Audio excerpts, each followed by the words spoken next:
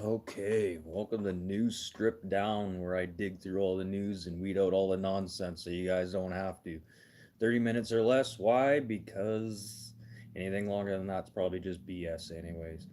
Today is May 26th, 2026. It's Tuesday, 25 degrees, same temperature as yesterday, so that's 72.5 degrees Fahrenheit to you guys down in the States. Beautiful day out. Slight breeze. Might be a little noisy because I got all the windows open today. So yeah, let's start off with some birthdays today. Today in May 26, 1874, British and Frenchman Henry Fairman, pioneer aviator, also becoming an engineer and designer, passed in 1958 at the age of 50 or 84. Also today in 1907, John Wayne, famous American actor, multiple award winner, John Wayne, gunslinger, yeah, old time movies. Also multiple award winner. He passed in 1979 at the age of 72. And today in 1951, first American woman in space. Ha! I can't believe I did that. I didn't even write her name down. But the first American woman in space. Apparently, yeah, that was in 1983. She did it at the age of 32. She's 61 years. Oh, she passed at the age of 61 in 2012. But the first astronaut in space was Valentina Tereshkova. Yeah, she did that in June 6, 1963, and she was in space for 70 hours. And yeah, figure that out. First woman in space, it took 20 years to do that. Russians were doing it like, I don't know, just like throwing like dogs and monkeys and whatever they could into space. Might as well throw a woman in there too. And they're doing that in 1963. Yeah. Yeah, imagine being in that little capsule for 70 hours and being the first woman. Wow. And also today in 1962, jazz musician Miles Davis, he passed in 1991 at the age of 65. And today, Hank Williams is 77, born in 1949. Sorry, Hank Williams Jr. His first top 10, or his first album that reached the top five, he was only 15 years old. That's pretty crazy. Hank Williams Jr., 77. And today, Lenny Kravitz is 62 years old today, famous for his remake of the Guess Who's American Woman. Yeah, 62. He was born in 1964. Also today, Helena Bonham Carter. She is 66 or 60 years old today, born in 1966. She probably know her best for her movie in Fight Club, where she played Marla. And not only that, I found this out today, which I did not know. She has two kids with Tim Burton. They had quite a long relationship there for a bit, seemed to get petered out there. They aren't together anymore. They were never married, but they had two kids together. That's crazy. She's also been in some Tim Burton movies. You probably know who I'm talking about. I think she was also the witch, no, the queen on the Alice in Wonderland movie with Johnny Depp. I believe that was her as well. I didn't really like that one. They kind of ruined the Alice in Wonderland for me with that. Yeah, I'll leave things that happened today in history for a moment or two. So yeah, I was talking about some things happening in Turkey yesterday, and yeah, I did a little bit more research in here, a little bit more informative for you guys. So Turkish parliament recently approved a broad tax incentive package, the Omnibus tax reform package. They're trying to attract more foreign investors, is what they're trying to do right now with some of these tax breaks. But not only just that, with foreign investors, they seem to have lowered some tax breaks when it comes to people who already had loans in Turkey. So trying to get the investments going up down there, and then with they're trying to increase. investments with firms that would be operating within Istanbul's financial center. Measures to expand repayment periods for public debts, and then raising limits for unsecured liability, referring to its initial 36 months, and now they have 72 months to pay these off. And raising the limit on deferred loans from 250,000 to 1 million, and we're talking about lira here, okay? So this is the Turkish denomination is lira. So when I'm talking about 250,000 lira, you're looking at around loans anywhere from like 5,000 to 5,500 dollars, and then with the million lira you're looking around 21,000, $22,000, and this is converted into USD currency. So there's more more so for smaller loans that they're going to be paying back.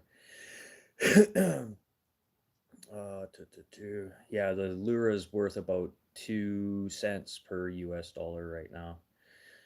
And then there's also a grant salary that Turkey is putting for exemptions for employees in qualified services. So what they're trying to do is beef up their like construction area, their mechanics.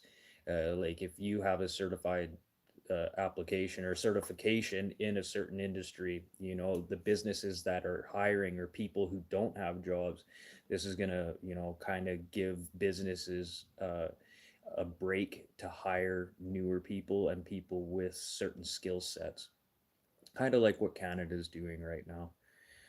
And then Turkey also implied some pretty harsh. Hold on a second. Yeah, has also put provisions on social media streaming services called the social media law that requires foreign companies that have over 1 million users from Turkey using their services, uh, that they want to have specific like representatives for Turkey that are going to be in charge of this. They want all their data collected and saved within Turkey. They don't want it going over to foreign adversaries or other foreign governments. If there's going to be a data center or a logistics, when it like Sony, Xbox, or Sony, Microsoft, Netflix are all having to deal with this with Turkey right now. And some of these fines are getting pretty hefty. Anywhere from, I think the minimum fine right now is around 217,000. And that's, I don't know if that's USD. Oh, that is USD. So $217,000 USD, going up to 653,000 USD. And if they don't follow by these guidelines, by starting to put their data centers and like kind of infrastructure, like this is specifically for the people of Turkey. They want to just kind of keep everything stabilized in one place, because Turkey right now is seeing themselves as like a world investment, kind of global hub, a new place for them to deal business globally. So then, if they don't deal with these fees and fines are going to be enacted, they're going to start cutting back services and bandwidth to so people gaming, PlayStation, Xbox. This could affect a lot of gamers if Sony, Microsoft don't start putting money into Turkey, unless they just decide to start paying these fines. But like I said, the fines are going to get capped out, and then it's going to get into more restricted bandwidths, virtually down to nothing. They aren't going to cut the bandwidths 100%. They're just going to put it down to a point where it's really going to annoy you. Yeah, and Turkey's doing some major stuff right now. But then there's also stuff talk like I already talked about this yesterday. Talks of the Sudanese blank weapons, and hundreds of thousands of them, and then millions of rounds of blank cartridges are being shipped from Turkey to Sudan. And yeah, Turkey is a little bit involved with that. This is part of one of their agreements that they had with Sudan. But to be able to convert these weapons back to running capabilities, it doesn't take much. So, it just ways around the rules. There's lots of other people right now and lots of other organizations that are using Turkey as a military hub, getting things from one bad country into a good country and to another country. And then speaking of that, Turkey, part of some of this new legislation that they're putting in, they're going to allow a lot more intertrading with their country. So really, what they're going to do is they're going to purchase product from like another country and then sell it to another country without it ever having to cross the borders into Turkey. So this is. I don't know if you're an arms dealer. Turkey's looking like a good spot right now to be hanging out. And then Canada's announcement on cooperation with Turkey, when it comes to defense and technology. And not only that, the manufacturing of ammunition and even some of their drone technology. The Canadian government right now is throwing money just left, right, and center when it comes to military defense. But it has to be done. Our military in Canada has been so neglected over the last, well, I don't want to blame Trudeau for all of this, but it's been neglected. If we want to play with the superpower big boys, we should have a superpower army, to back that up. You got to be able to sign the checks that your ass can't cash, and we can obviously do that.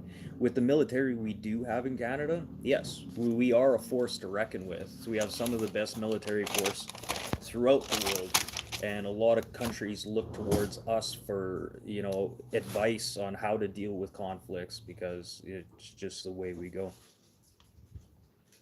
International drop ship. Well, this be good for a lot of foreign companies in Turkey right now to do something.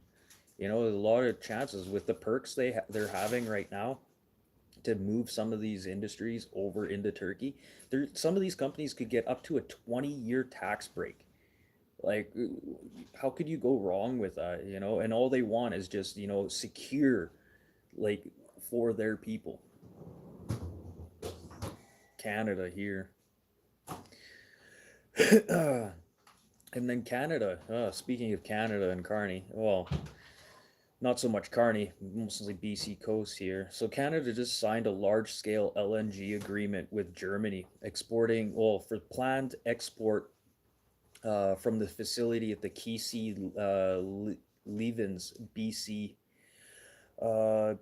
facility that hasn't been built yet. Okay, there's supposed to be an expansion program on this. So really, right now is BC. What's his name here? The natural gas or what's his name? Okay, yeah, the natural resource minister Tim Hodgins, he's going to announce tomorrow about this deal here. So BC's trying to shore up funding to get this LNG export up and running as fast as possible. But really, they're just trying to get the funding together so it is capable for them to, not run into hiccups or federal funding or anything like that. And I just find right now you have like Mark Abbey, or is Mark Abbey, whatever, Abbey on one side from BC, and then you have Danielle Smith from Alberta. They're sitting there bickering back and forth with each other. It's like, okay, well, Alberta's getting this deal, and blah, blah, blah. In the last 2 weeks, BC has been making more oil and gas deals right now than Alberta has. So, like, what is going on? Because a lot of rhetoric is coming from Abbey coming over and complaining about how Alberta is getting dealt with. This is specifically from Abby stating that, well, why is Carney right now treating Alberta by giving them some of these deals with the way that they've been behaving? Well, Abby, you haven't been behaving very lightly either. Like, there's lots of deals that Canada could have pushed through, and it comes down to BC at the end. It's because of you. Yeah, like you're the guys holding everything up, or you're the guys who are shutting everything down. And for you guys to be sitting here making these backdoor deals, be like, yeah, good for BC, good for BC. This could have been done so much easier, man, and this could have been done such a long time ago. So yeah, that's pretty much.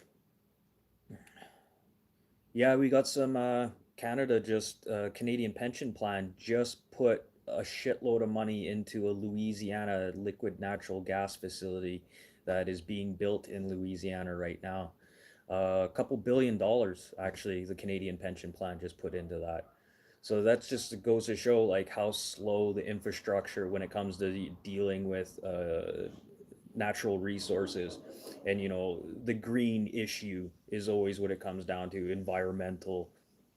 So this is just goes to show, if we why aren't we putting our Canadian pension plan into Canadian resources, is because they take too freaking long. What's happening in Louisiana with this natural gas thing, and putting our Canadian pension plan into that, is because it's happening now. And there's going to be a lot of people sitting here up in Canada that are complaining about that. But okay, do you want to sit there and watch the Canadian pension plan sit there and sink? While we're sitting here like getting held up by red tape and a lot of these green issues. No, let's invest into something that's happening right now, and we're going to see results a lot quicker. Oh, so yeah, this is another one. So Canada is going to be leasing 10 firefighter aircraft from the CIFFC, instead of just purchasing them. Just a reminder, the CIFFC is a Canadian Integra- Integrated Sea Forest Fire Center. This is a non-profit organization owned by the federal, provincial, and territorial agencies, and this is to manage wildfires. Okay, and then their excuse right now, they're saying that they're going to lease these aircraft. Okay, the joys of leasing. Yes, okay, vehicle maintenance, aircraft maintenance. Yeah, okay, that's one thing. One thing they don't have to worry about. But what their excuse is like, well, we have an off season when it comes to not using these aircraft. Okay, off season. Okay, anytime these water bombers are sitting out of commission, they're being worked on. There's general maintenance, that meticulous maintenance that these aircraft have to go through. Like in Quebec City, there's a site right there where they specifically work on these aircraft, and they will sit there all winter working on these aircraft. So to say that they're just sitting there not doing anything, well, you can't fly a broken plane, and aircraft are always being repaired. And then you also have some of these mutual agreements that we have with the United States and other countries to allow them to use these aircraft when they're in need, like wildfires. Like, how many Canadian water bombers do you see down just in the United States helping out with wildfires? So this is another thing. Now that this company is going to be leasing, or the government's going to be leasing these aircraft, how is this going to affect the relationship with the United States? And how is it going to affect their wildfires? Are they going to be grounded from the United States now? And then a non-profit organization. I'm going to dig into this CIFFC and see what these people are actually making and a salary, because I almost guarantee it's over $200,000 a year. And then I love it when they say a non-profit organization. Yeah, because the people at the top are the ones getting paid. Everyone below doesn't get paid. Everyone thinks below them is like, okay, yeah, I can donate my time to wrench on this plane a little bit, make people think that they're getting something for nothing, or make everyone get the warm and fuzzies. That's not the way it's going to be. And this whole deal with them leasing these firefighting aircraft, it's going to be a mess.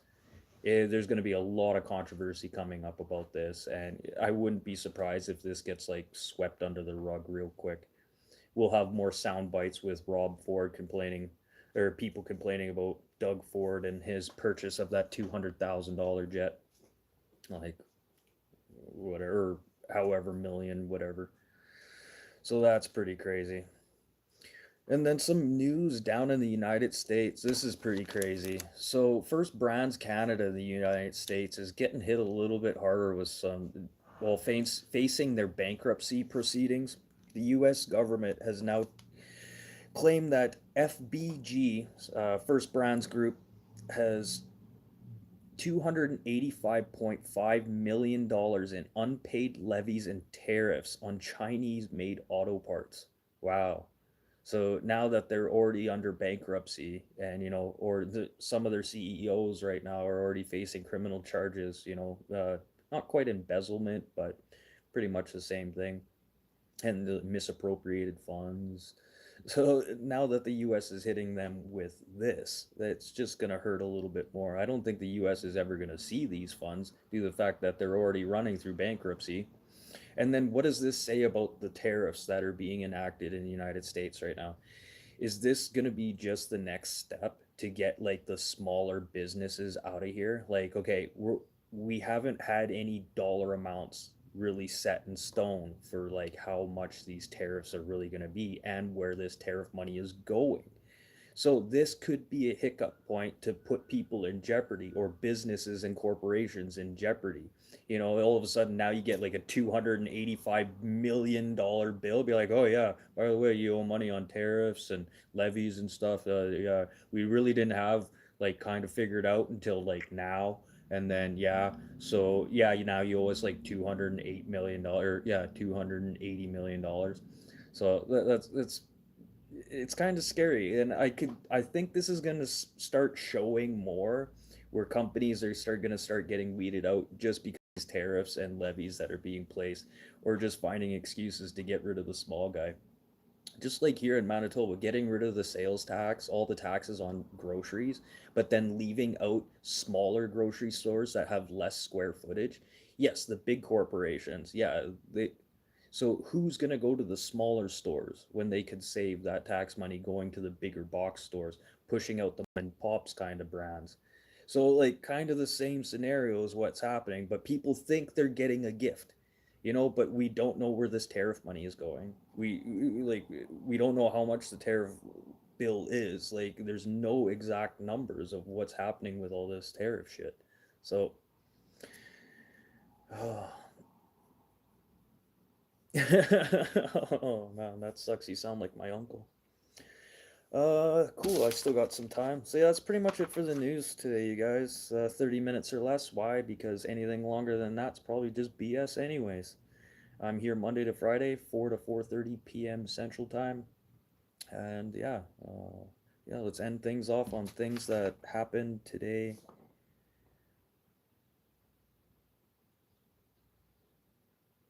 Yeah, Greg, you didn't know that? Yeah, it has to be if you're a small business within 900 square, if it has less than, I think, 1900 square feet. If you're a grocery store with less than 1900 square feet, you still have to pay that sales tax. But big box stores, they're exempt from that. So, like, think about low income housing areas, people with, like, yeah, low income housing areas or troubled areas. Uh, they have smaller stores, like convenience stores, so people are more generally ready to go there.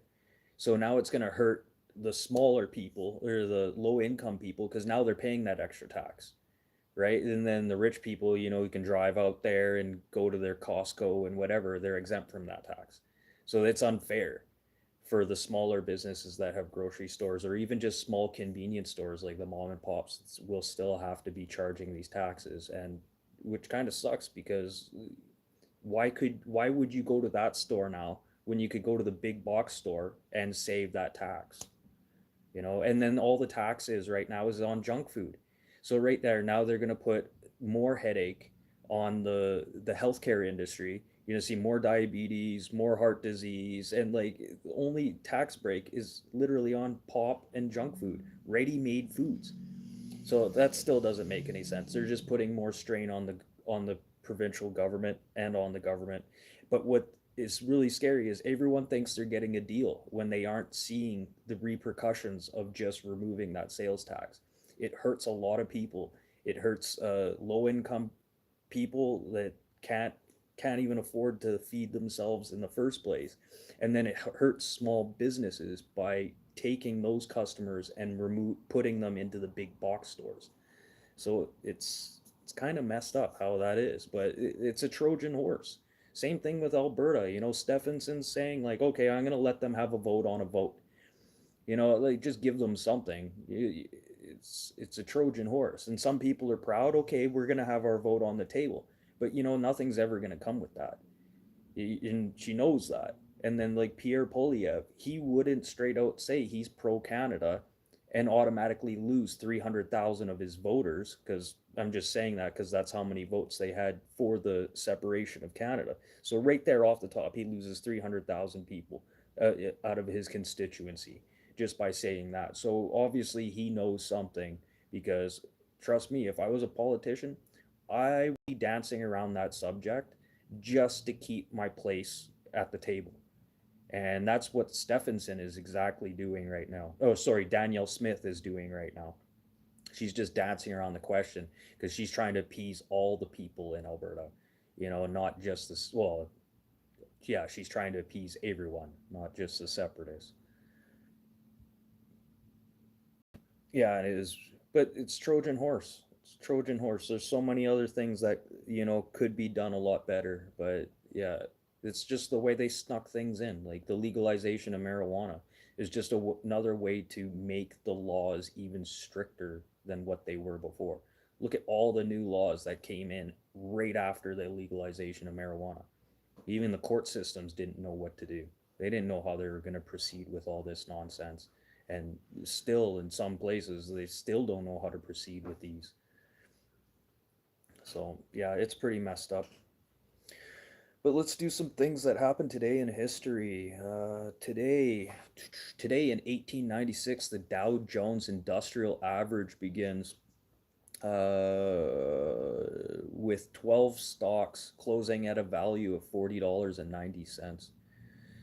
And today, the first major commercial oil strike in the Middle East was in 1908, with the rights being acquired by the United Kingdom.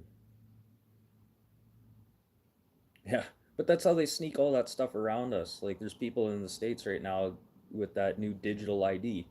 They're trying, they'll give you a discount on your driver's license for that year. So, like, hey, we'll give you, if you get this new digital ID driver's license, we'll take $20 off your actual driver's license for the year.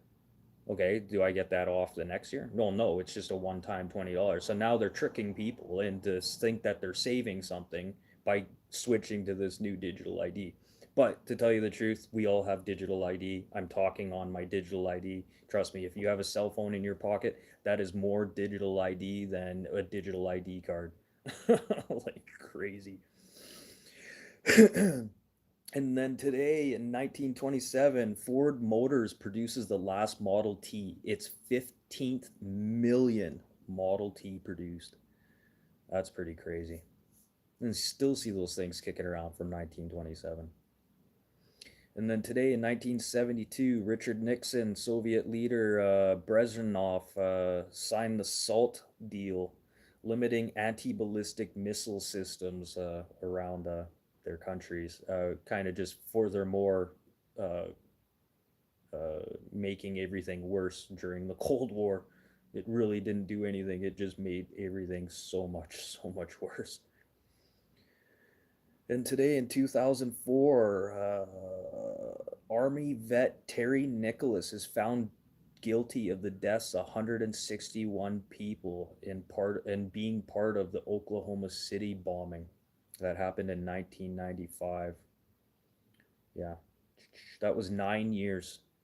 9 years after the actual bombing, he was convicted. That's crazy. It took that long. But then McVeigh, he was executed in 2001. So that's pretty crazy. Just not much. Yeah, just he was killed before 2001. Yeah, McVeigh was killed in 2001, and then they go after Nicholas. Found this Nicholas guy, part of this deal in 2004. Wow. Talk about the legal system. It's just totally ass backwards. And today in 1913, U.S. Actors Equity Association forms in New York City. And then today in 1967, Beatles released their Sgt. Pepper's Lonely Heart Club Band, releasing that, going #1 for 22 weeks. And then today in 1897, the book Dracula by Bram Stoker is published in London. That's pretty deadly. Deadly. Well, that's it for today, you guys. I'll be back for Wednesday's show. I actually might go help a buddy tomorrow, so I don't know if I'll be back for tomorrow. But I will definitely be back for Thursday's show. But if not, you guys have a great week, and I'll see you at the next show. Oh yeah, I'm here Monday to Friday, 4 to 4:30 p.m. Central Time. 30 minutes or less. Why? Because anything longer is just BS. Okay, peace out, you guys, and you have a great week if I don't see you, and enjoy this nice weather while we still have it for a bit, and hopefully it doesn't snow again.